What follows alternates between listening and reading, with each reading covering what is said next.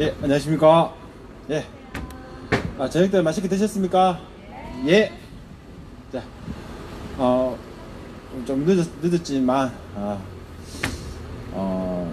빨리 시작하도록 하겠습니다. 예. 사드 배치철의 성주 촛불문화제 650회차를 시작하도록 하겠습니다. 모두 큰 함성과 함께 자리에서 일어나 주십시오. 하나, 둘, 셋! 감사합니다. 예. 먼저 이 땅의 자유와 평화를 위해 희생하신 그분들을 위해 묵념의 시간을 갖도록 하겠습니다. 일동 묵념.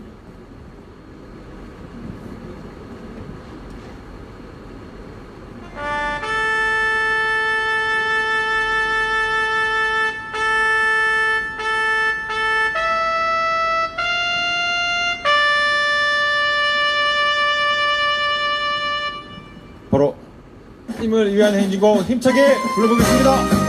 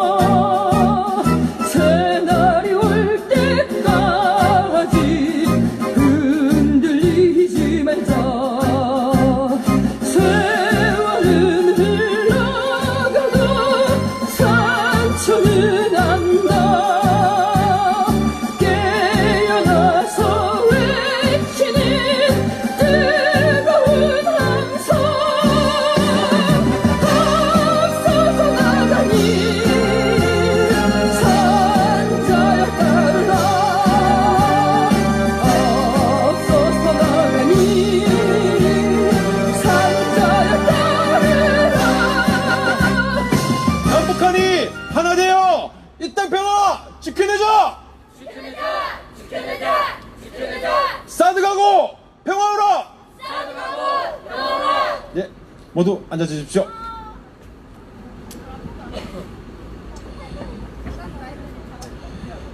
예, 며칠 전입니다. 예, 소성리에 계시는 우리 사드 배치철의 초전투쟁이죠.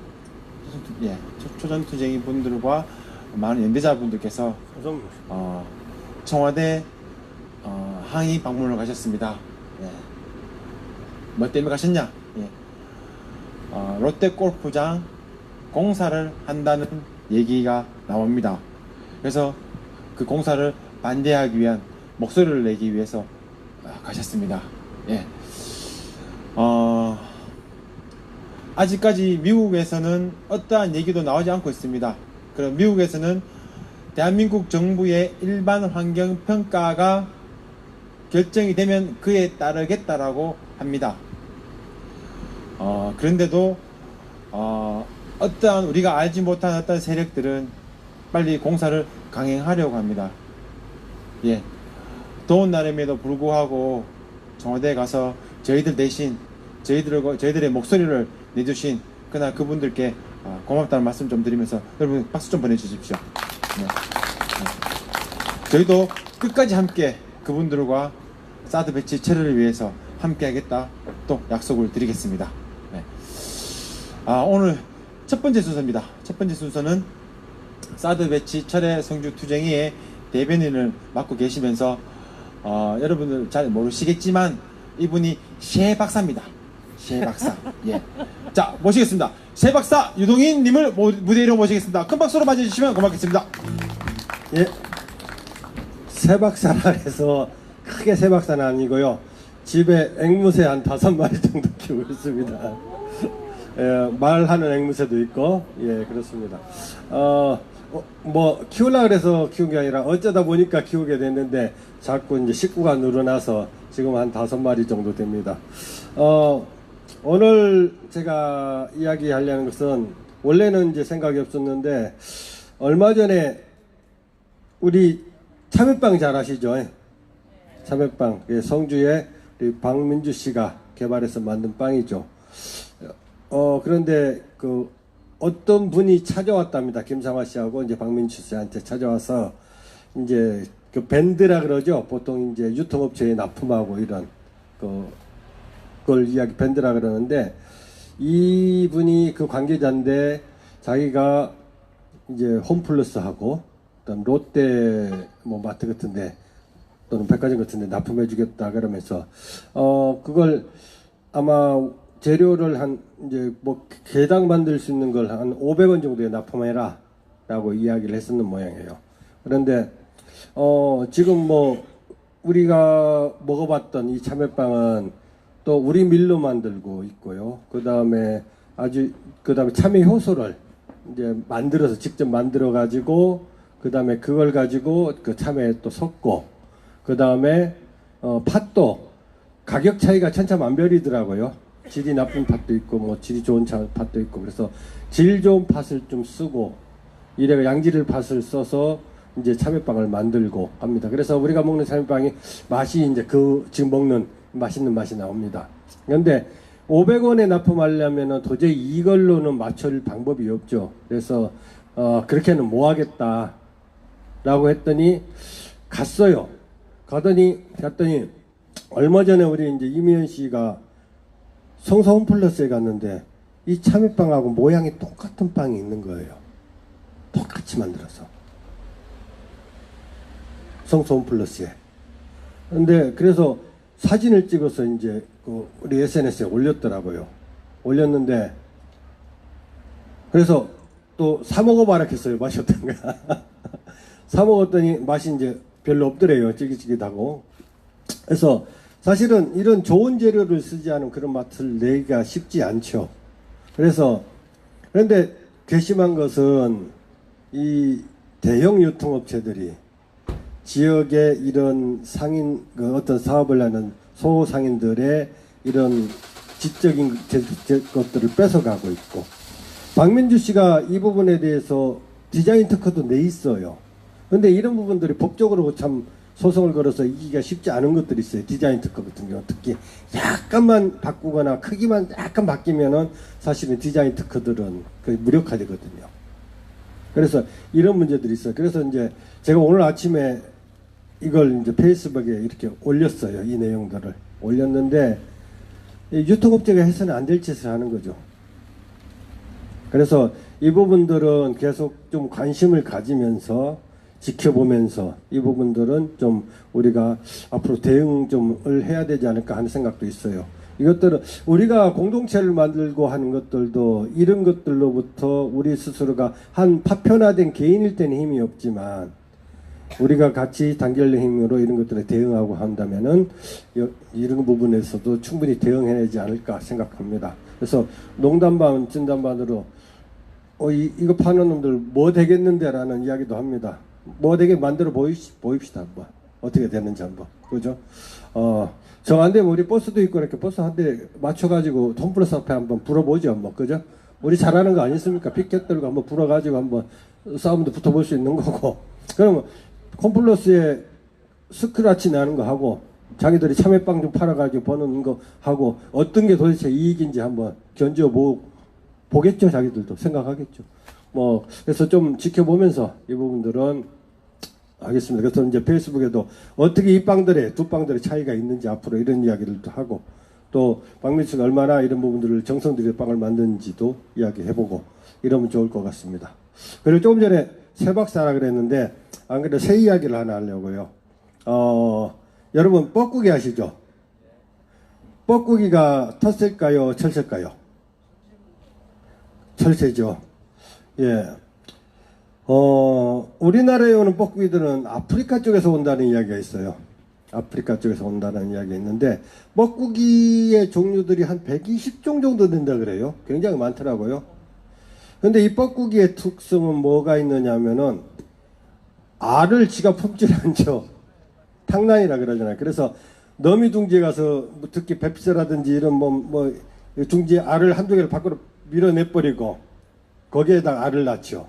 알을 낳아서 다른 새들이 이 알들을 키우고 부화시키도록 만들죠. 이걸 탕란이라 그러잖아요. 우리 타가 하듯이 탕란한다 그러는데, 이렇게 해서 뻐꾸기들은 자신들의 알을 부화시키고, 그 다음에 뻐꾸기가 새끼들이 입을 쫙 벌릴 때는 이게 입이 커가지고 빨간색이, 안에 빨간머리한 색이 많이 보인대요.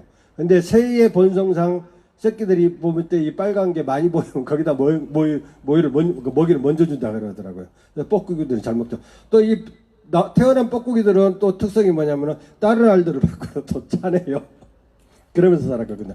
그래서 우리는 가끔씩 이 좀 못된 이런 것들에 뻐꾸기하고 비유를 또 많이 합니다. 그래서 우리 그 영화 기억하실 겁니다. 뻐꾸기 둥지로 날아간 새라는 영화.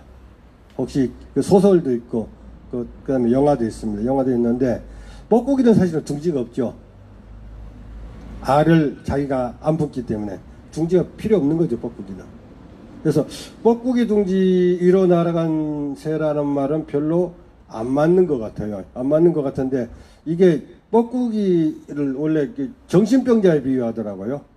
그래서 거기 정신병원이 정신자 수용소가 있고, 거기에 이제 들어간 걸 뻐꾸기 둥지로 날아갔다고 하는데, 어쨌든 뻐꾸기는 이런 특성들을 가지고 있습니다. 그런데 그래서 한국의 어떤 분이 이 문제를 가지고 아프리카를 찾아가 봤어요. 왜 도대체 거기서 알을 낳지 않고 거기서 번식을 하지 않고 여기까지 날라오는가, 뻐꾸기들이 여기서 탕란을 시키는가 라고 이런 것들을 연구하기 위해서 갔는데, 재밌는 게 뭐냐면은 그쪽 지역의 새의 둥지들은 이렇게 되어 있지 않고 옆으로 되어 있거나 이렇게 되어 있더래요. 들어가는 구멍이. 그래서 이 탕란시키기가 매우 힘든 구조로 되어 있더랍니다. 구조가, 새 둥지의 구조가. 저는 이 이야기를 들으면서 그런 생각을 해봤습니다. 뭐냐면은 근데 우리들이 뻐꾸기를 욕하는 게 맞는가? 우리가 이야기하는 나쁜 사람에 비유하는 게 맞는가? 왜냐하면 이건 뻐꾸기의 본성이거든요. 인간들에게도 마찬가지인 것 같습니다. 우리도 자본주의 사회에서 사는데, 그 안에서 우리가 이 뻐꾸기 새끼인지도 모르고 모이를 먹여주는, 그러니까 우리를 해치는 어떤 것인지도 모르고 자꾸 그걸 키워주죠. 자본주의적 경제구조를 키워주고 막 키워주고, 거기다가 우리가 열심히 일해서 노동을 착취당하면서 그 구조를 키우고 뭐 이렇게 살아가죠, 우리들도 사실은. 그래서 저는 하나 생각해 본 게 뭐냐면은, 우리들도 아프리카의 새들처럼 뻐꾸기가 알을 낳지 못하도록 하는 이런 구조를 만들 수도 있지 않을까, 그런 생각들을 해봤습니다. 즉 우리가 조금 더 다른 방식의 삶들, 비자본주의적 방식의 삶들을 우리들에서도 만들어낼 수 있지 않을까. 그것들이 우리에게 탕란하지 못하는, 우리들을 이렇게 뺏어먹지 못하는 이런 어떤 방식들, 이런 게 저는 우리 이제 사회적 협동조합도 만들어지고 뭐 공동체도 만들어지고 그러는데, 그런 것들이 아닌가라는 좀 생각들을 해봤어요. 그러면서 한 가지는 우리가 그런 것들을 욕하지만은 사실은 그 존재들은 그렇게 살아갈 수밖에 없는 존재라는 거죠. 그렇게 살아갈 수밖에 없는 거. 그래서 그것들을 욕한다 그래서 그것들이 안 생겨난다는 건 아니죠. 그것들은 그들의 생존 방법을 계속 그런 방식으로 가죠. 그것들을 우리들은 다른 방식으로 우리들의 삶에, 뭐 욕도 하겠죠.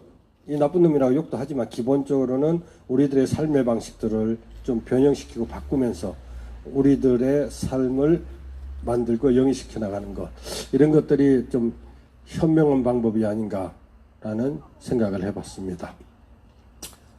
다음으로는 참회 이야기인데요.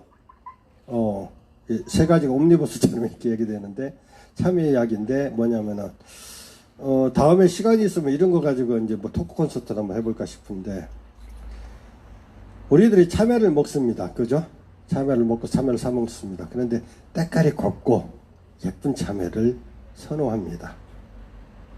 근데 이런 참외들은 대체로 관행으로 지어져 있죠. 관행, 이런 거. 농약도 치고 비료도 주고 이렇게 해서 키웁니다. 그리고 때깔 내는 약도 주고, 또 초기에는 일찍 내기 위해서 수정도 인공 수정을 시키고 이렇게 해서 참외를 키워냅니다. 때깔이 예쁘고 그 다음에는 높은 등급 받고 가격 높은 거 받습니다. 그런데 유기농이나 무농약으로 지은 참외들은 때깔도 별로 희득스그리하고 모양도 지멋대로인 경우가 많습니다. 그렇죠. 유기농 참외들은 그래서 그걸 인정하고 그렇게 큰 거 작은 놈, 못난 놈, 잘난 놈 같이 섞어서 판매합니다.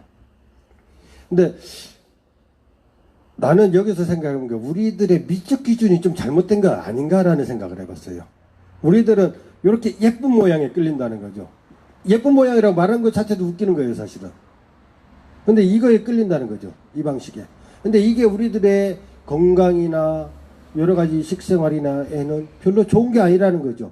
이게 훨씬 더 유기농으로 키우고 못난 놈들이 어떻게 보면 훨씬 더 우리들 몸에는 좋다는 거죠. 그러면은 이게 아름다워야 되는 거 아닙니까? 그죠? 이놈들이 아름다워야 되는 거. 사람도 그런 것 같아요. 사람들도 우리들이 잘생겼다고 생각하는, 아름답다고 생각하는, 이쁘다고 생각하는 기준들이 있습니다. 이런 기준에 대해서도 사실은 우리가 의심해 봐야 되지 않을까라는 생각을 한번 해봅니다. 참여로부터 이렇게 생각들이 이어지는데 우리들의 미적 감각들, 우리들이 어떤 생각들, 또 아름다움에 대한 기준, 미적 기준들도 좀 사람도 우리들을 건강하게 만드는, 좀 못났지만은 이 사회를 건강하게, 다른 사람들이 못났다고 생각하지만 어떤 면에서 보면 우리들은 좀 못났을 수 있어요. 자도 돈도 안 되는 짓거리 하고 있고 여러 가지 짓거리들을 우리가 하고 있어요. 이상하게 볼 수도 있고 못났다고 볼 수 있어요. 근데 이런 것들이 훨씬 더 아름다운 사람, 예쁜 사람이 아닌가, 저는 그런 생각을 참외, 요즘 이 참외를 얻어먹다 보니까는 유기농도 얻어먹고 과일도 얻어먹고 하다 보니까 하면서 들었던 생각들을 오늘 여러분께 이야기 한번 해봤습니다. 예, 이상 마치겠습니다. 예. 다시 한 번 더 우리 새 박사, 우리 유동인님께 큰 박수 부탁드리겠습니다. 예. 제 아내가 결혼을 하고 난 다음에 이런 얘기를 했었습니다. 나는 옛날에 연애할 때 저 만나기 전에 정말 잘생긴 사람들만 눈에 들어오고 그런 사람들하고 결혼하려고 하고 잘생긴 사람하고만 만났는데 결혼해가 저를 만나가지고 친구들이 니는 초년 때는 뭐 잘생긴 사람 막 쫓아다니더니 와 저런 사람하고 결혼했냐고 그런 소리 들었답니다. 잘생겼는데. 아닙니다. 감사합니다. 네. 예. 하필이면 예, 왜 저 사람이냐 이런 얘기를 많이 들었답니다. 그래서 집사람은 제 아내는 제가 그렇게 잘생긴지 모르고 삽니다. 우리 동인 형님 같은 분들은 저 잘생긴다 하시는데 근데 요즘 살고 보니까 저 아내가 하는 얘기가 우리 내 부모한테 잘해주고 비록 떨어졌지만 그래도 좋은 일을 하려고 애를 쓰고 또 가족을 위해 열심히 살고 남한테 욕보인 짓 안 하고 이렇게 사니까 좋더랍니다. 좋더랍니다. 잘생기고 안 못생기고 떠나서 지난번에 저희가 참외를 팔러 갔었습니다. 서울 잠실에 참외 팔러 갔는데 노랗고 정말 정말 크기도 정말 앙증맞고 그런 참외는 금방 팔렸습니다. 하지만 유기농으로 재배한 모양도 그렇게 일률적이지도 않고 크기도 큰 놈, 작은 놈, 약간 삐딱한 놈, 약간 찔쭉한 놈, 통통한 놈 이런 참외에다가 색깔도 관행참외에 비해서 색깔도 그렇게 노랗지도 않고 누리끼리하게 이랬는데 맛은 또 괜찮죠. 맛은 괜찮은데 그걸 보더니면 사람들이 맛을 보기 전에 눈으로 딱 보니까 관행참외가 유기농 참외보다 더 나아 보이는 거죠. 그러니까 유기농 참외는 안 사가는 겁니다. 또 유기농 참외가 또 가격도 조금 비쌉니다. 일반 관행참외보다는. 그래서 유기농 참외가 좋다라고 사람들한테 얘기하고 드셔보십시오라고 얘기했음에도 불구하고 안 찾아가더라고요. 그래서 그 참외를 다음 날까지 팔았는데 눈에 보이는 게 다가 아니라는 거죠. 저는 사람들한테 이런 얘기를 많이 합니다. 좋은 거, 이쁜 거 이런 것만 찾지 마라. 눈에 익숙해지면은 끝이다. 더 없다. 보이지 않는 매력에 그 끌리는 그런 걸 찾는 사람이 돼야 된다. 라고 제가 평소에 말을 많이 합니다. 많이 하는데 우리 조금 겉으로 보기에 좀 나아 보이지 않더라도 그 보이지 않는 숨어있는 매력, 숨어있는 그 좋은 것들을 그런 걸 찾는 우리 눈을 좀 키우고 그런 마음을 좀 가졌으면 좋겠다는 생각을 한번 해봅니다. 예. 이제 다음 순서입니다. 지금 비가 한 발씩 떨어지죠? 괜찮습니까? 예. 자, 다음 순서 올라오시죠. 예. 그리고 오늘 원래 제가 사회 보는 날이 아니고 이재동 사회자님께서 보는 날인데 어제 밭에서 일을 하시다가 벌통을 들고 벌통을 옮기신다고 막 옮겨가다가 어디 걸리가 자빠졌대요. 혹시 자빠졌다는 얘기 아십니까? 넘어졌다는 얘기입니다. 네, 사투리로 자빠졌다. 예, 자빠져가지고 벌한테 물리가 쏘이갖고 막 한쪽 눈이 이만해져가지고 있잖아요. 볼태기도 이만해지고 막 아이고 얼굴 보니까 막 주름살이 다 핀네요 이렇게 했거든요. 근데 보이지 않는 곳에서는 더 많이 물렸답니다. 그래서 혹시나 방송을 보시는 분이나 여러분들 중에서 이재동 사회자님의 전화번호 아신다면 전화 받기 좀 힘드실 겁니다. 아까 전화하니까 말씀하시기 좀 힘들어 하시는데 문자라도 좀 보내주십시오. 뭐 딱히 보낼 문자 없다 그러면은 꽃이다. 아이고 좋겠다. 얼굴 피지겠네. 이 정도 이런 문자라도 좀 보내주시면 좀 마음의 위안이 되지 않겠나 싶습니다. 예, 무대 위로 올라오시죠. 네. 예, 봉치면 보약이라 그러죠. 예, 저도 허리 아파가지고 봉치 많이 맞습니다. 네, 올라오시죠. 예. 자, 김명님입니다. 큰 박수로 맞이해 주시면 고맙겠습니다.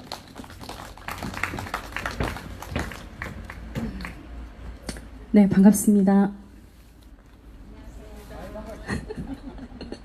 네, 하나도 안 반갑군요. 네, 이재동님 빨리 쾌유하시길 빌겠습니다. 아무리 보약이라지만 그래도 많이 아팠겠네요. 네, 첫 곡 두 개의 작은 별 같이 부르면 좋겠습니다. 네, 반주 부탁합니다.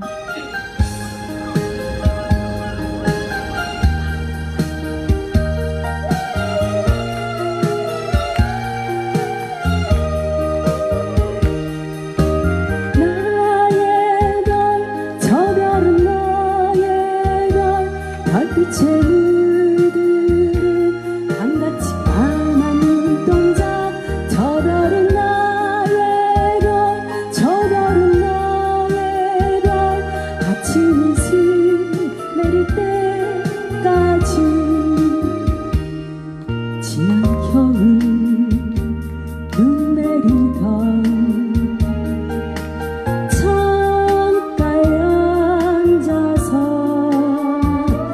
단둘이 나눈 영원한 약속 잊을 수가 없어요.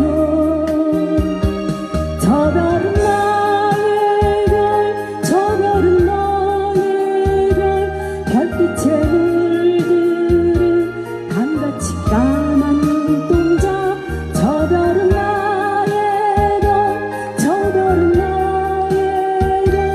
아침 이슬 내릴 때까지 라라라라라라 라라라라라라 라라라라 라라 1절 가사 뭐죠? 2절부터 했는데 창가에 앉아서 단둘이 나눈 영원한 약속 잊을 수가 없어요. 저 별은 나의 별 저 별은 나의 별 별빛에 물들은 밤같이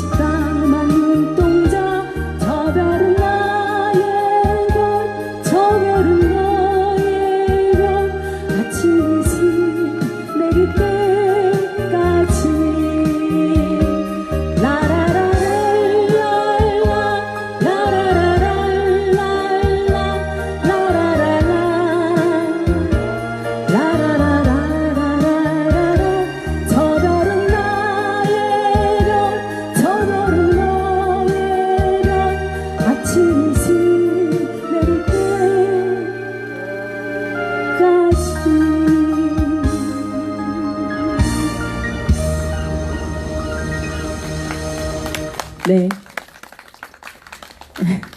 오늘 참 비 오는 날, 비 오는 날 밤에 참 별을 찾다뇨. 네, 다음 곡은 길가에 앉아서 부탁합니다.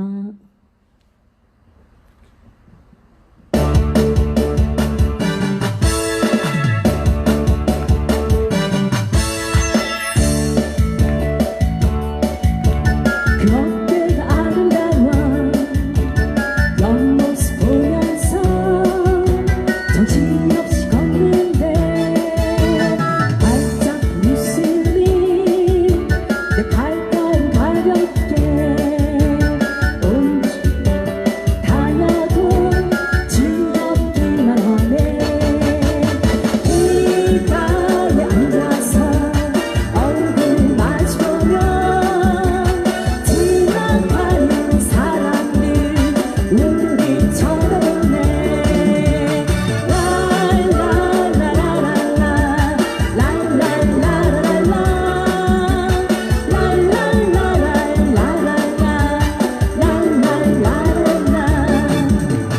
바람이 불러맨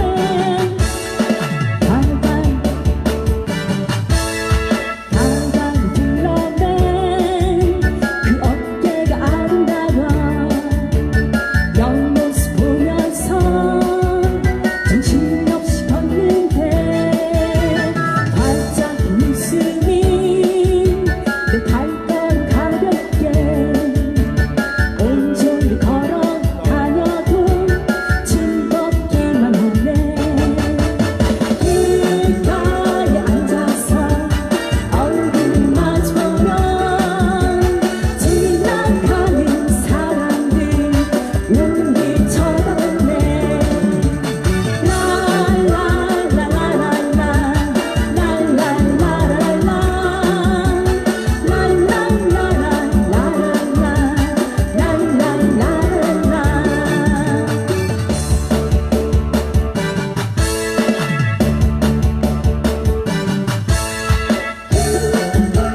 앉아서 얼굴 마주보면 지나가는 사람들 우리 쳐다보네.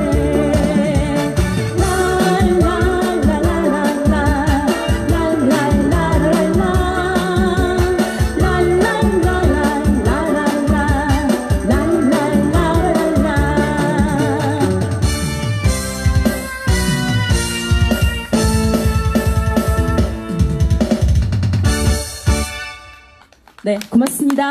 다음에 뵙겠습니다.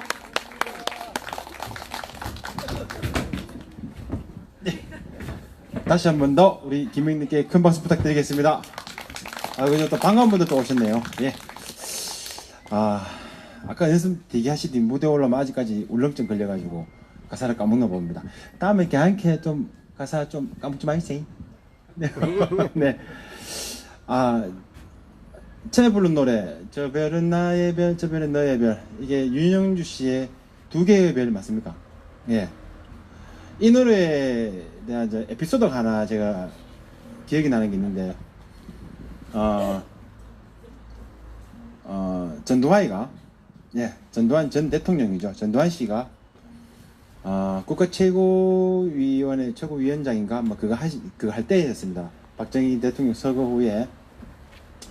그때 온갖 대한민국에 있는 장군들 다 모아놓고 파티를 했습니다. 파티를 했는데 그때 그 당시에 스타였던 윤영주 씨를 불렀습니다. 불러가지고 윤영주 씨가 무대에 올라가가지고 저 별은 나의 별, 저 별은 너의 별이라고 막 얘기를, 그 노래를 불렀답니다. 그 당시에는 굉장히 조금 분위기가 안 좋았죠.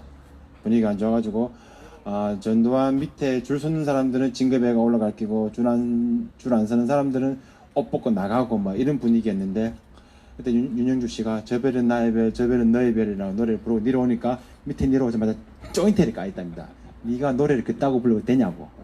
내가 지금 내일 옷 벗을지 말지 네가 의아하냐고 하면서, 예, 그런 얘기를 했다는 에피소드가 있는데 뭐 사실인지 아닌지는 모르겠습니다만, 예, 그런 얘기들이 뭐 야사로도, 예, 전해 내려옵니다. 예. 자, 다음 순서는, 예, 사드 배치철의 성주 투정이의 언제까지나 혼자 위원장 하실는지 모르겠습니다만은 예, 우리 김충원 위원장님의 발언을 듣도록 하겠습니다. 모두 큰 박수로 맞이해 주시면 고맙겠습니다. 뭐 기분이 좀 안 좋으십니까? 호수공사했네요. 반갑습니다. 비가 와서 그런가 분위기가 조금 처지는 거죠. 어제 현충일인데 문재인 대통령이 추념사에서 약산 김원봉 선생에 대한 이야기를 했습니다. 이렇게 보수와 진보를 떠나서 새로운 시대로 나아가자라는 발언을 하면서 약산 김원봉 선생을 이야기를 했는데 지난번에 제가 한번 발언하면서 영화 암살하고 밀정을 이야기하면서 거기에 김원봉 선생이 나오잖아요. 의열단 단장 나오는데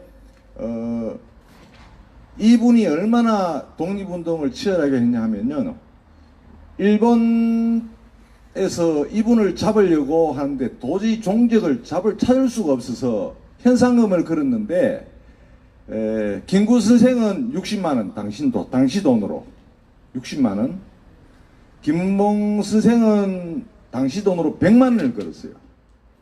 현상금을. 지난번에 말씀드렸죠. 100만원이 지금 돈으로 얼마인지 아세요? 320억이에요. 그러니까 320억이라는 김구 선생보다도 더 높은 현상금을 걸 정도로 약산 김원봉 선생이 대단했단 말이에요. 그리고 해방되고 나서 조국으로 돌아왔어요. 돌아왔는데 이승만이가 정권을 잡고는 빨갱이를 소탕한다고 김원봉 선생을 잡았어요. 김원봉 선생을 체포한 사람이 누구냐면 노덕술이라고 친일 경찰이에요. 우리나라 사람인데 이 노덕술이라는 놈이 독립운동가를 고문하는 고문기술 70%를 이 새끼가 다 개발한 거예요. 악독한 거죠. 근데 김원봉 선생을 빨갱이라고 노덕술이가 잡아가지고 뺨도 때리고 고문하고 한 거죠. 그러니까 김원봉 선생은 나는 정말 목숨을 걸고 독립운동을 이렇게 했는데 친일 순사한테, 친일 했는 놈한테 뺨도 맞고 고문도 당하니까 너무 억울한 거예요. 그런데 빨갱이라고 혐의를 덮어 씌우려고 하다가 도저히 안 되니까 국가에서는 빨갱이 아니다 무혐의로 풀려났어요. 그러니까 친일 순사한테 뺨맞고 고문당하고 하다가 무혐의로 나오니까 집에서 너무 억울하니까 며칠 울었다는 거 아니에요. 그러고는 이승만 정부가 여운형 죽이고 막 암살을 다 했단 말이에요. 그러니까 아이고 나도 여기 있다간 죽겠구나 하고 월북을 했어요. 월북해가지고 북한에서 벼슬을 했다. 무슨 벼슬을 몇 개 했어요. 하면서 6.25 전쟁도 반대하고 김일성에 반대하다가 김일성한테 숙청을 당했어요. 숙청을. 그런데 남한에서는요, 김원봉의 동생 4명, 사촌 동생 6명 다 보도연맹으로 이승만한테 다 학살당했어요. 여러분 어떻게 생각하십니까? 이 이승만 정권이 들어서면서 미군정을 이어가면서 친일파들이 득세하면서 독립운동가들을 빨갱이로 모으니까 여기 있으면 죽겠으니까 북한으로 갔는데 거기서도 전쟁 반대하고 김일성 잘못됐다고 하다가 숙청당하고, 남한에서는 자기 동생 4명, 사촌 동생 6명이 다 모조리 보도연맹 빨갱이라고 다 학살당하고 이랬단 말이에요. 누가 독립운동, 나라가 위기에 있을 때 누가 나서가 싸우겠습니까? 그러면서 그거 대통령이 이제는 이 독립운동 좌우를 떠나서 진보 보수를 떠나서 독립운동 했는 사람들을 좀 기려야 된다라고 발언했는데, 이 자유한국당에서 빨갱이가 뭐 어떻고 저떻고 아직도 극하고 있어요. 자, 그러면은 박정희는 일본 사관학교 나와가지고 독립군 때려잡다가 해방된 뒤에 남조선 노동당 총책을 했어요. 빨갱이 아닙니까? 여순 반란 주범이야. 잡혀가지고 사형받았어요. 박정희가. 그 빨갱이잖아. 골수 빨갱인데 왜 그 이야기는 안 하냐는 거예요. 그리고 독립운동회가 약산 김원봉 선생을 좀 기리자는데, 왜 반대하냐고, 자유한국당은. 자유한국당은 지금 현충원에 묻혀있는 친일파 11명을 파면하자 하는 것도 국회에서 법안을 결의하고 있는 게 이게 자유한국당이라고. 이 새끼가 일본 놈들이야, 전부 다.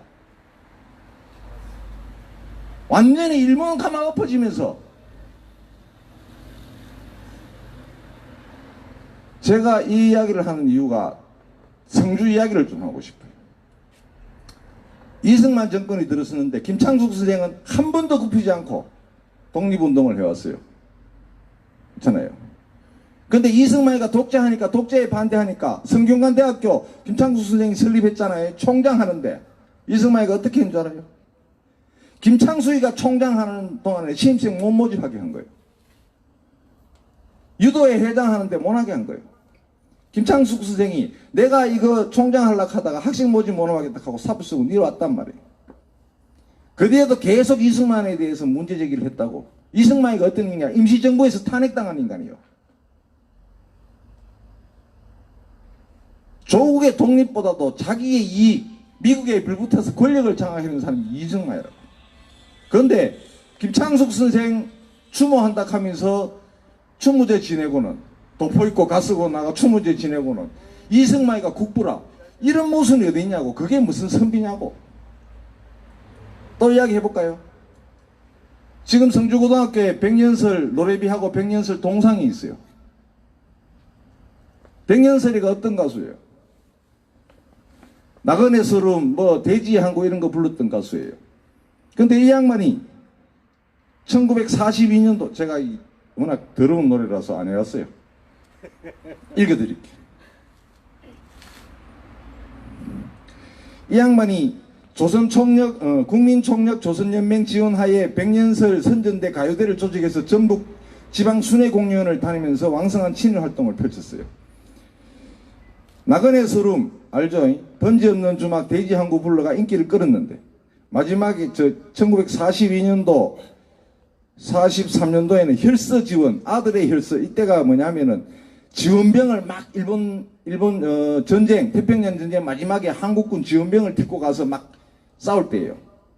그때 어떤 노래를 부르는지 하면은 철서 지원, 가사가 이렇습니다. 무명지 있게 물어서 붉은 피 흘려서 일장기 그려놓고 성수만세 부르고 한 글자 쓰는 사연, 두 글자 쓰는 사연, 나라님의 병정대기 소원입니다. 나라님이 일본 일왕이란 말이에요. 어? 해군 지원병을 뽑는다는 이 소식, 손꼽아 기다리던 이 소식은 꿈인가? 지원병 보고 죽으러 가는데 손꼽아 기다렸대요. 소식이 꿈이래. 간격에 못 이겨서 손끝을 깨물어서 일왕님의, 나라님이니까 일왕님의 병정되길 지원합니다. 나라님, 이렇게 일왕이 허락하신 그 은혜를 잊으리. 반도에 태어남을 자랑하여 울면서 바다로 가는 마음, 물결에 뛰는 마음, 나라님의 병정되기 소원입니다. 마지막 절에 대동아 공영권을 건설하는 새아침, 구름을 헤치고서 솟아오는 저 햇발, 기쁘고 반가워라 두 손을 합장하고 나라님의 병정되기 소원입니다. 아들의 혈서에는 뭐가 나온지 압니까? 어머님 앞에 뭐 어떻고 저떻고 해갖고 내가 나라를 위해서 목숨을 바치는데 지금 나가는데 돌아오지 않을 거니까 기다리지 말해. 그런 가사예요. 그러면 이걸 친일 안 했대. 일본의 강압에 의해서 했대. 그러면은 김창숙 선생은 일본의 강압에도 버텨내야 되지. 유명한 가수가 이런 노래 부르면요 청년들은 목숨 바쳐 간다고요. 얼마나 많이 죽었겠어요. 근데 일본의 강압에 의해서 했대. 장기석, 집실마을의 장기석 선생은 일본 왕 천황당 갑니다. 일본 왕 생일날 업에 와서 참여하라 하니까 나 그거 못 간다. 우리나라 왕이 아닌데 못 간다 해가지고 잡혀가지고 고문당하다가 단식하다가 돌아가셨단 말이에요. 끝까지 버티다가. 그런데 그 동상을 성주고등학교에 세워놨어. 이게 왜 그거 세워준 줄 알아요? 동상을 세워야 되는데 김창숙 선생 동상이 성주였고 장기석 선생의 동상이 성주였고 왜 친일 백년설 동상을 세우냔 말이에요. 그 맥이 어디서 있습니까? 전두환이부터 내려와요. 전두환이가 대통령 되고 나서 자기 마누라 이순자가 수림 보월동이에요. 성주 출신이에요.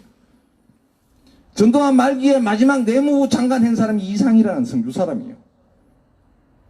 전두환 때 했어. 우리 사드 투쟁할 때 이어와가지고 사드 배치해야 된다고 난리를 떨은 85살 그 영감이에요. 그 사람이 내무부 장관하고 전두환 때부터 그 장관 벼슬 하나 했는 것 같고, 성주의 모든 사람들이 그거 붙어 있었다고. 백년설 가요제 하자하고 백년설 동상시 하자하고 그렇게 시원했다고. 사드 배치해야 된다 하고, 가상 골프장 해야 된다 하고, 사드 배치할 때 지가 이어 사나, 지 아들이 이어 사나, 주민들이 이어 산단 말이에요. 왜 저거는 이어 살지 않으면서 사드를 성주에 갔다. 그 고향산 하는 마음도 아니란 말이에요. 그러면서 친일했는 백년설 가요제 하자고 해가지고 2004년도에 3년도에 했는 거 아니에요. 2009년도에 동상시하고 김창수 테마파크 한다고 함께 자기 매화 기증해가 그 전시관 만들어야 된다고 돌아다니는. 김창수 선생이 좋아하겠어요? 정말로 김창숙 선생이 성주의 인물이면 동상을 세워도 김창숙 선생을 세워야 되고, 김창숙 선생을 기리면 그 정신을 따라야 되는데, 정신은 전두한테 가 있고 친일파에 가 있으면서 무슨 도포 있고 지랄해가 장관한다고 지랄하고 돌아다니냐고 말이지. 이게 성주의 정신, 성주의 선비 정신을 말살하고 있는 거란 말이야. 그 추종자들도 마찬가지야. 나이 87 된 영감이 이러 막 구신구신거리고 막 돌아다니고 따라다니고. 백년설 가요제를 여기서 왜 하냐고. 성주의 젊은 사람들이 백년설 가요제 하면 뭐 좋다고. 차라리 젊은 사람들 노래자랑 해가서 능력 개발하는 게 낫지. 그 돈 들여갖고 그걸 왜 하자고 영감들이 하고 돌아다니냐고. 노망들었습니다. 분명히 알아야 됩니다. 방송 듣는 성주분들도요. 그들의 전두환 때 장관했던 시대는 전두환 시대가 언젠데 27만원 광주 주민 학살했는 거 다 나왔단 말이에요. 사형제도 벌써 돼야 되는 놈이 살아있다고. 이승만, 박정희, 전두환 이 다 나라를 이따구로 만든 나라. 약산 김원봉 선생이 왜 그렇게 자기 동생 4명, 사촌 동생 6명까지 다 죽어야 되냐고. 김창숙 선생 그 사도실 마을의 사람들이요, 김창숙 선생이 이승만 독재에 저항하는 바람에 그 마을이 완전히 쑥대밭이 됐어. 마을 사람들 그 친족들이 취직을 제대로 이승만한테 못한 거예요. 그 지금 무슨 벼슬 낸 사람이 없어. 독립운동 한 사람이 그렇게 어려움을 겪는데 친일했는도 밑에 붙어가 권력 잡았다가 권력 높은 벼슬 하나 했다고 생 지랄하고 돌아다니면서 친일파 다시 부활시키려고 한 이런 것들을 극복하지 않으면은 우리나라뿐만 아니라 성주도 정말로 우리의 정신을 개성할 수 없단 말이죠. 올바른 정신을 개성할 수 없어요. 자꾸 물들어가요. 시대가 바뀌었습니다. 새로운 시대에 새로운 정신으로 새로운 성주를 갖고 나가고 새로운 나라를 세워나가는데 우리가 힘을 보태야 된다. 제가 오늘 김원봉 선생 이야기 듣고 김창국 선생만 생각하면 막 열불이 터져가지고 내년에는 1월 5일날 자하 장기석 해동 청풍배라고 지실 마을에 있습니다. 원래 100주년 기념해갖고 백색가게도 가고 다 했으니까 내년 1월 5일에는 해동 청풍배에 가갖고 그 자하 장기석 선생을 묵념이라도 한번 드리는 그런 행사를 해야지. 그 부인은 해동청 봉배라고 그 장기석 선생이 돌아가시고 나서 김창숙 선생하고 유림들이 모여서 비석을 크게 하나 세웠어요. 일본 놈들이 독립운동 그 정신 앙양시킨다고 그 비석을 큰 비석 지금도 가면 금이 이렇게 다 가가 있어요.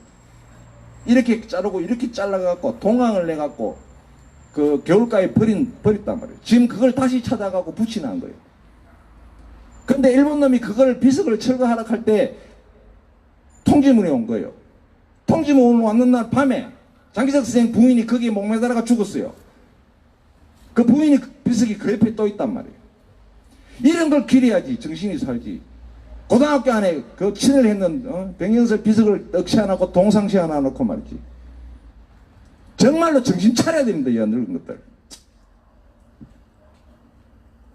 하여튼 제가 독립운동 정신을 계승하고 이 일본 친일 우리나라 분단도 일본이 했는 거고 36년 지배도 일본이 했는 겁니다.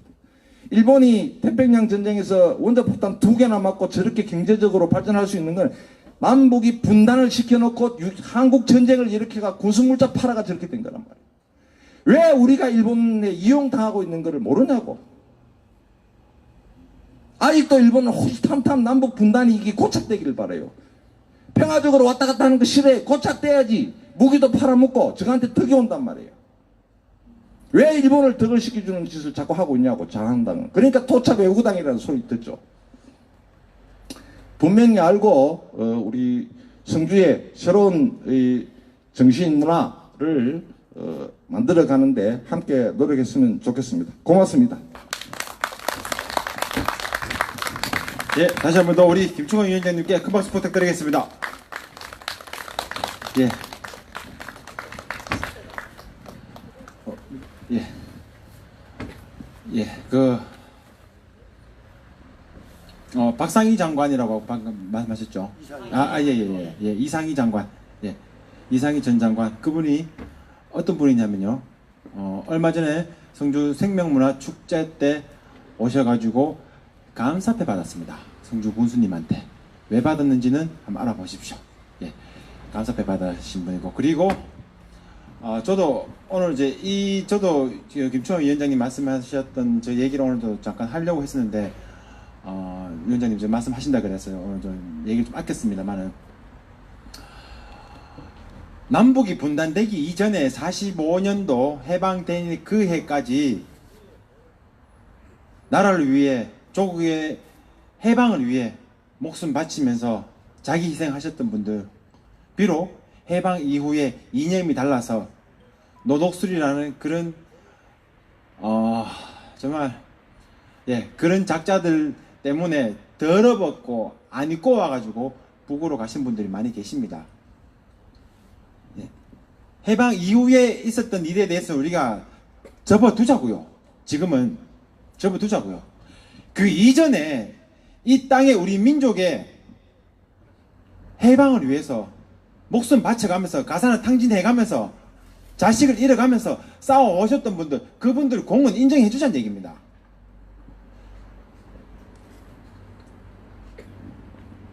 북에 갔다, 북에 넘어갔다. 그거는 그런 거 집어치우자고요. 이제 좀 그런 얘기는 그만두고 이제는 이 땅을 위해서 희생하신 그분들을 다시 우리 정부가, 우리 역사가, 대한민국 역사가 그분들 재조명해가지고 제대로 대접해줘야 됩니다. 과거를 잊은 민족에게 미래는 없다고 얘기합니다. 부디 남로당 출신의 광복군을 때려잡으셨던 대통령을 만든 그 정당의 국회의원들, 어제 대한민국 대통령 문재인 대통령께서 약산 김원봉 선생에 대한 얘기를 했다고 기회는 이때다 싶어서 얼커닉 하면서 바라라 일났는데, 무식의 극치를 보여주고 이 시대에 지금 21세기를 향하고 있는 21세기 이 대한민국에 살아가는 이 국민들의 정서는 도대체 이해하지 못하는 그 정당, 제발 좀 정신 차렸으면 좋겠습니다. 예.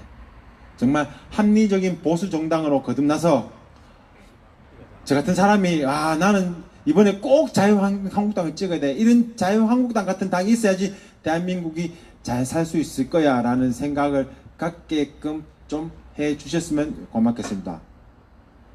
입은 옳은 소리를 하라고 만들어 놨습니다. 그런 말씀 하실 것 같으면 입을 다무셨으면 좋겠습니다. 예, 다음 순서입니다. 우리 황성진 얘기도 아닌데 부터 올라오면 뭐합니까? 예. 자, 소개해드리겠습니다. 성주 촛불이 낳은 세계적인 명가수죠. 예, 막걸리 황성진님을 무대 위로 모시겠습니다. 큰 박수로 맞이해주시면 고맙겠습니다. 막걸리 했습니까? 예. 아까도 술이 없으면 노래가 안 나온다 해가지고 오늘 술도 한 잔 더 선물 하나 드리는데 됐습니까? 내려갈까요? 예, 알겠습니다.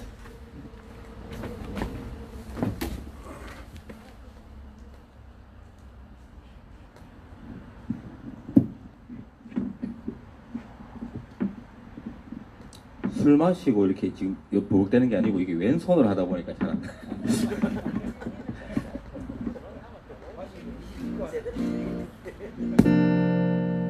아니 가무에는 음주잖아.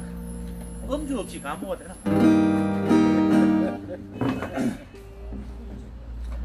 아까 피를 토하시면서 피 안 튄나 모르겠네. 열변을 하셨는데 이야기들 앞에 많이 하셨으니까 아직까지 뭐 김원봉 선생님 이외 장군이죠, 장군. 예전에 이제 장군이셨을 겁니다. 그분 말고도 다른 광복을 위해서 이제 목숨을 바치셨던 분들에 대해 가지고는 아직까지 훈장을 주면 안 된다고 생각합니다. 아직까지 정부가, 우리나라가 이렇게 도덕적으로 민족 반역자들에 대해서 이렇게 깨끗하게 청산하지 못한 이 정부에서 주는, 지금 주면 안 된다고 생각이 들고 다 먼저 처리를 하고 한 뒤에 해야 되지 않을까 이런 생각도 드네요. 비도 오고 우물하니까 이렇게 기분도 다운되시고 그럽니까? 예, 지금 뭐 원래 대답도 안 하시는데 다운되는 거 맞네. 그래가지고 더 다운되도록 축 처지는 노래 좀 불러드리겠습니다. 뭐 이렇게 기분 처진다 해가지고 빠른 노래 뭐 해봤자 기분 좋아지는 거 아니거든요. 처졌을 때 쭉 끝까지 어디까지 처지는지.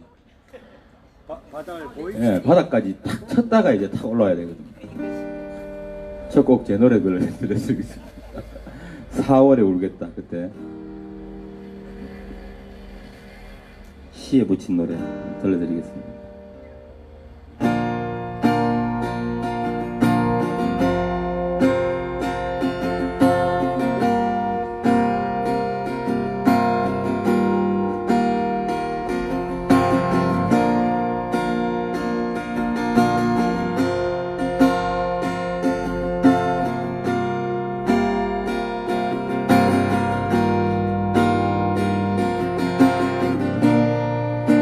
울지 않는다. 울어야 한다면 꽃 피는 3월이 아니라 억누르며 참았다가 꽃 지는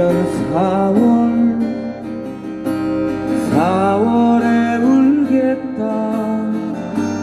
이르게 진 꽃들이 떠있는 바다를 보며 인들의 깨어나는 함성을 기억하며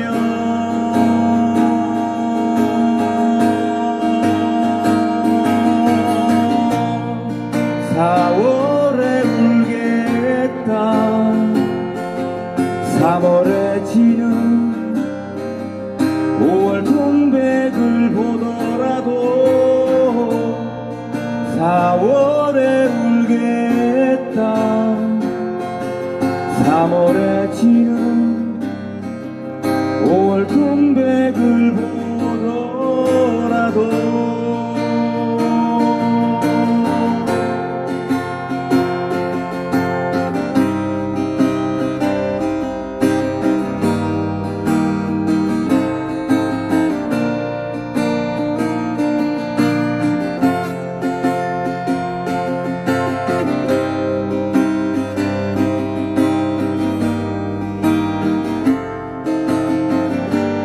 이르게 진 꽃들이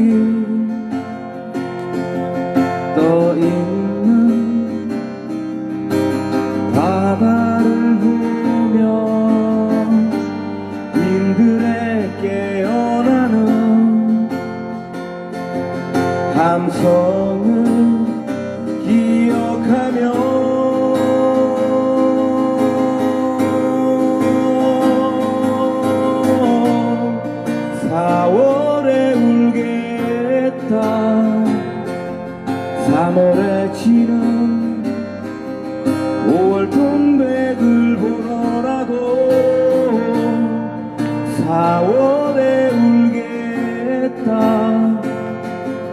3월에 지는 5월 동백을 보더라도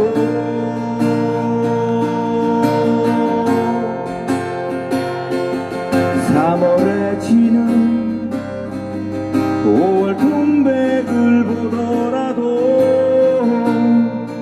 4월에 울겠다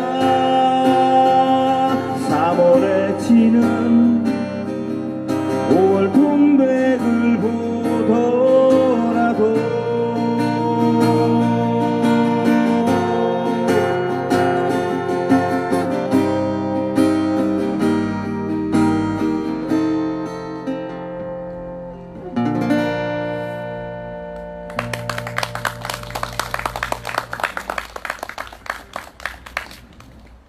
그때 이거 한번 그때 한 말씀 드렸지 싶은데 이 뜻을 잘 모르겠다고 3월에 지는 5월 동백을 보더라도 4월에 울겠다 그러는데 동백이 언제 피죠? 네? 네. 딱 겨울에 핀다고 생각하잖아요. 저도 겨울에 핀다고 생각했거든요. 근데 겨울에 피죠. 제일 먼저 피는 데가 제주에서 피죠. 제주에서 4.3 사건 그 배지가 이렇게 보면 동백꽃 이렇게가 나오는데 제주도에서는 12월 빠르면 12월 말 1월 초에서 이렇게 한 3, 4월까지 이렇게 피거든요. 떨어질 때는 꽃 전체가 툭툭 떨어지잖아요. 병문안 갈 때 동백꽃은 사들고 가는 게 아니라 갑니다. 툭툭 떨어져가지고 그 뻐꾸기 얘기들 막 이렇게 중간에 계속 오시다 보면 이런 얘기 한번 듣다 보면 막 새로운 거 막 한 개 듣고 합니다. 툭툭 떨어져서 천연하게 떨어지는 제주 이야기 때문에 봄에 초겨울에 핀다고 생각했는데 3월에 지는 5월 동백을 보더라도 이게 어떤 시적인 그걸로 해서 4월에 울겠다. 3월에 피고 5월에 져야 되는데 그죠? 만약에 진다면 먼저 피고 지는 거잖아요. 3월에 지는 5월 동백을 보더라도 시적으로 이렇게 얘기하셨다고 여쭤보니까 하더라고요. 겨울에 피는 거 아니에요? 그러니까 자기가 이렇게 동백이 핀다 하는 거는 위쪽 지역에서는 한 봄 넘어서 봄에 이렇게 충청도나 이런 쪽에서는 또 서울 쪽에서도 동백이 필 거잖아요. 그죠? 그때는 5월쯤에 이때 좀 더 한 3, 4월 이때 피고 4, 5월까지도 피고 한 5, 6월쯤에 져서 또 4월 세월호 얘기를 했는 시기 때문에 그냥 이렇게 시적으로 그렇게 표현했다 하더라고요. 그렇더라고요.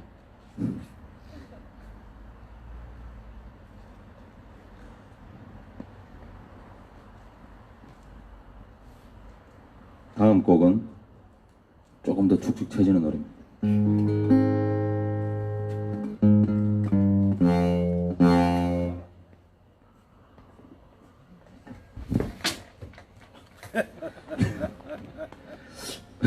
발목이 모기가 지금 빨고 있어가지고 저번에 노래하는데 이렇게 오른쪽 뺨에 쫙 빨고 있는 느낌이 막 나더라고요. 야, 막 그때 이게 약간 조용히 이런 거 치는 거라 하면 싹 하고 탁 잡으려고 했는데 막 빠르게 막 치고 있는 거라 가지고 노래하는 동안 얼마나 쭉쭉 빨았는지 지하철 안에서 이만큼 제가 모기 알레르기 해야 되겠습니까? 이게 엄청나게 붓거든요. 아니 물은 어디 안 끓을 수가 있습니까? 끓으면 좀 더 커진다고 하긴 하는데 이문세 씨의 옛사랑 들려드리겠습니다. 남들도 모르게 서성이 다 울었지. 지나온 일들이 가슴에 사무쳐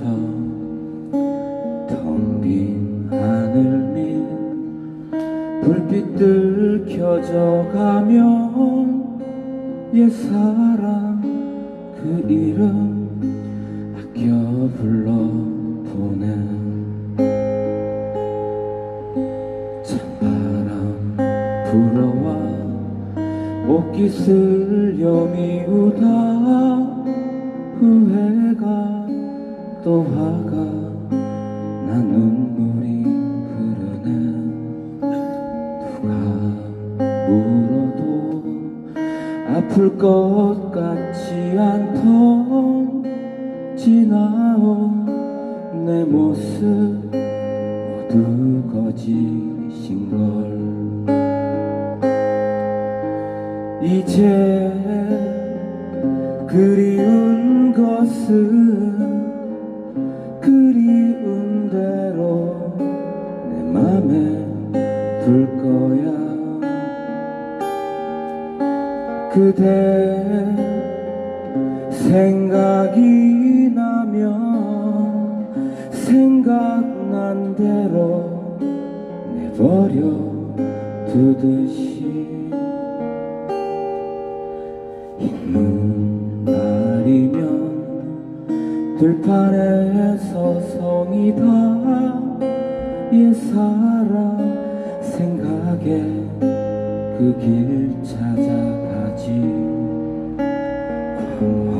광화문거리 흰눈에 덮여가고 하얀 눈 하늘 높이 자꾸 올라가네.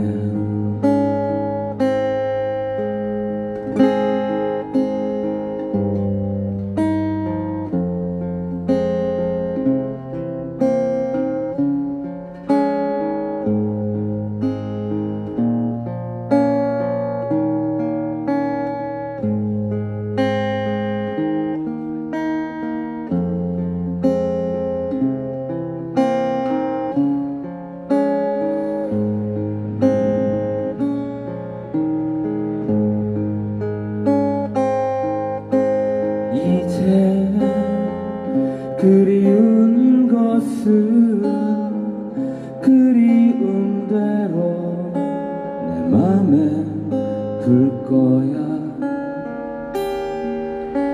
그대 생각이 나면 생각난 대로 내버려 두듯이 사랑이란 게 지겨울 때가 있지.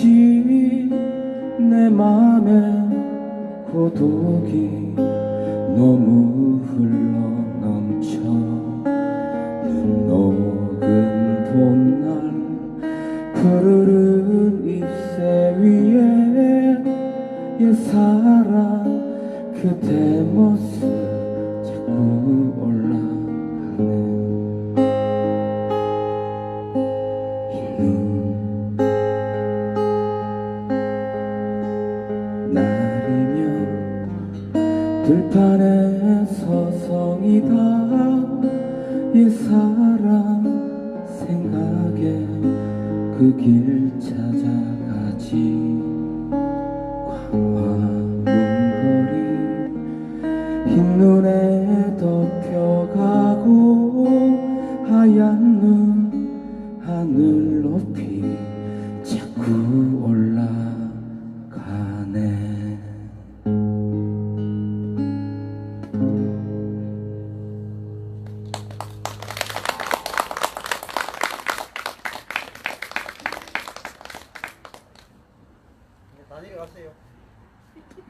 바닥 치셨습니까?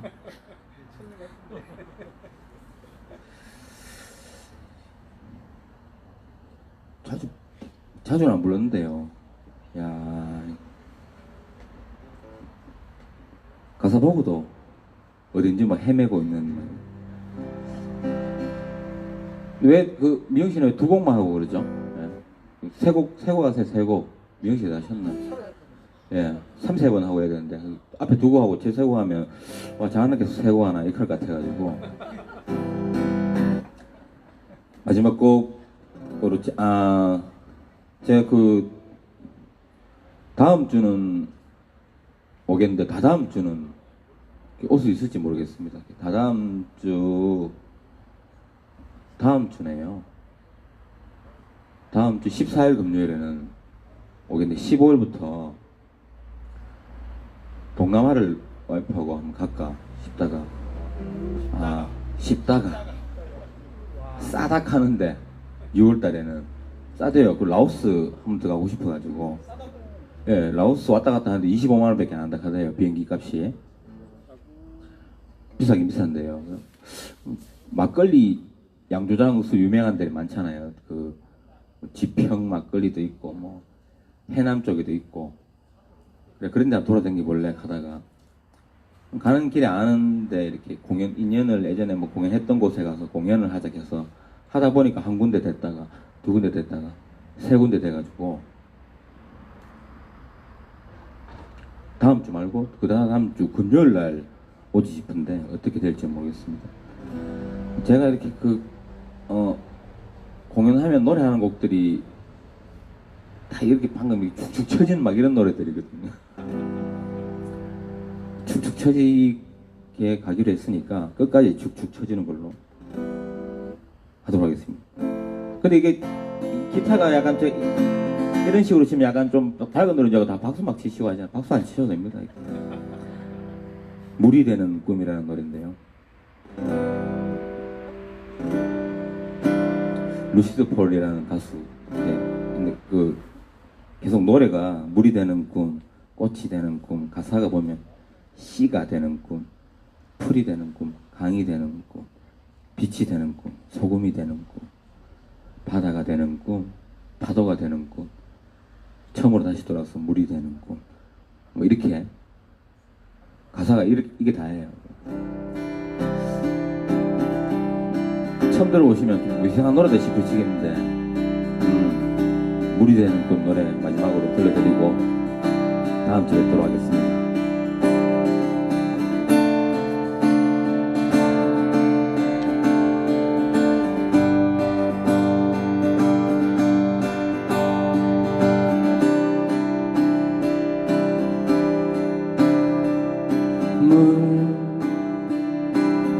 물이 되는 꿈,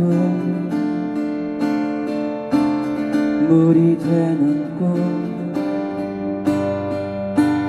물이 되는 꿈,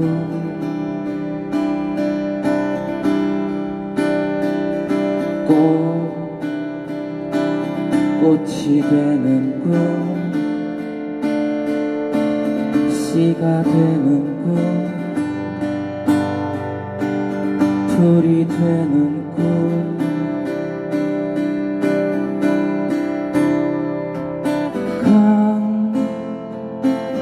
강이 되는 꿈, 빛이 되는 꿈, 소금이 되는 꿈,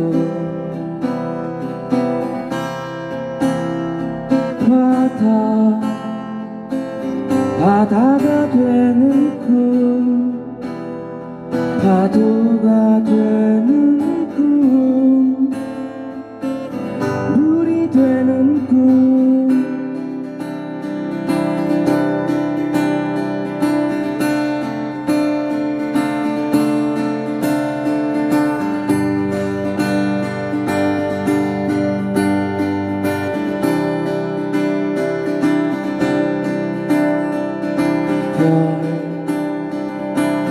별이 되는 꿈,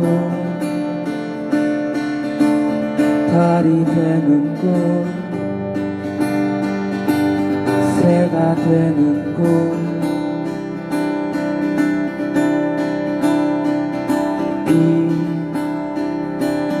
비가 되는 꿈, 돌이 되는 꿈, 흙이 되는 꿈,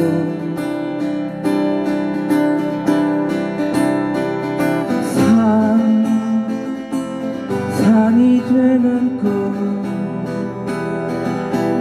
내가 되는 꿈, 바람 밤이 되는 꿈 다시 바다가 되는 꿈 모래가 되는 꿈 물이 되는 꿈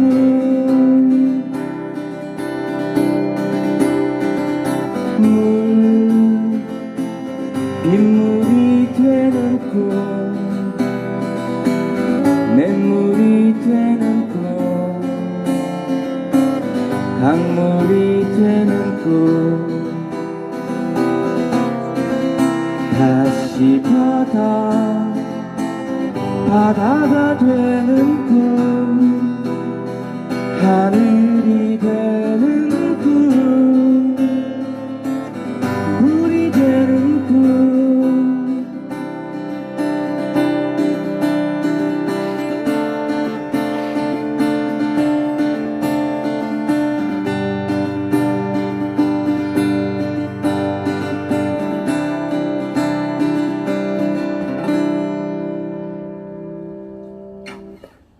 툭툭 쳐지는 시간 즐기신다고 수고하셨습니다.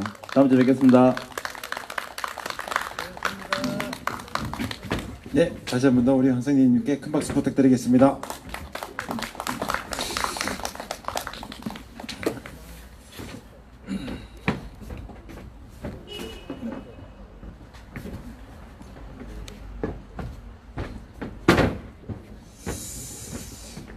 예, 모두 자리에서 좀 일어나 주십시오.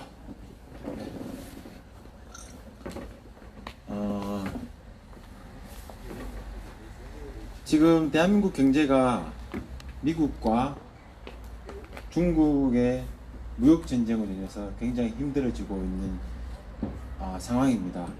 전 세계가 지켜보고 있답니다. 제일 가장 피해를 많이 볼 것 같은 나라가 대한민국인데 대한민국이 이 위기를 어떻게 돌파해 나가는지 대해서 굉장히 관심 있게 지켜보고 있다고 합니다. 그래서 IMF가 대한민국 정부에다가 추경을 빨리 해라 라고 강요를 하고 있습니다. 미국이 경제 위기였을 때 대규모의 추경으로 인해서 경제를 다시 일으킨 경험이 있죠. 최근입니다. 그렇다면 대한민국도 추경을 세워서 다시 경제를 더 살려야 됩니다. 내수 경기를 살려야 된다는 얘기죠. 우리나라가 내수만 힘이 있다면, 내수에 좀 경기가 좋다든지 내수에 힘이 있다면 미국과 중국의 무역 전쟁에서도 충분히 살아남을 수 있을 텐데 내수 기반이 약하다 보니까 어쩔 수 없나 봅니다. 부디 이 핑계 저 핑계 대지 말고 자유한국당은 빨리 국회로 돌아와서 민생 입으로만 떠들 것이 아니라 빨리 들어와서 국회를 정상화로 돌려서 많이 산적해 있는 그런 민생 문제들을 빨리 해결하기를 촉구합니다. 네. 사드 배치 철회 성주 촛불문화제 630회차를 마치도록 하겠습니다. 예. 고준비! 한반도의 평화! 이거 아니죠? 다시 하겠습니다. 고준비! 뭐였지요? 갑자기 까먹었습니다. 예. 우리는 평화를 포기할 수 없습니다. 친일을 청산하라! 친일을 청산하라! 친일을 청산하라!